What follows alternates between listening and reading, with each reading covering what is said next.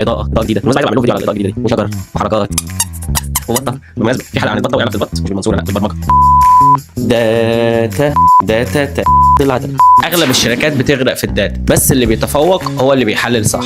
انا مسلماني، الصبح بشتغل ساس فاوندر وبالليل بشتغل على براندات وافكار، وفي الرحله دي اكتشفت ان الداتا هي البترول الحقيقي. بس خليني اقول لك يعني ايه داتا اناليسيس اصلا. لو جيت بصيت الدنيا حوالينا كلها ارقام، كل كليك وكل زياره وكل عمليه شراء، كل ثانيه حد قعدها على الصفحه اسمها داتا بوينتس. الشركات زمان كانت بتعتمد على الاحساس، دلوقتي مفيش شركه بتنجح غير لما تسمع ارقامها الاول، وهو ده مجال الداتا اند بزنس انتليجنس، انك تجمع الارقام وتفهمها وتحولها لقرارات تفيد البيزنس. الداتا اناليسيز مش اكسل ومش تولز، ده مجال بيفهمك إيه اللي بيحصل فعلا. طب ليه مهم؟ لان الشركات اللي بتفهم ارقامها بتسبق الشركات اللي مش بتفهم ب100 خطوه. خد بالك، الداتا مش رفاهيه، الداتا هي لغه البيزنس. ولو انت طالب وتفكر تدخل المجال، اعرف انك بتدخل مجال رواتبه بالدولار وشهرته قويه ومستقبله كبير، بس اهم حاجه تبقى فاهم ان شغلتك انك تفهم الحقيقه. لو عايزني اكمل معاك المشوار، سيب كلمه داتا.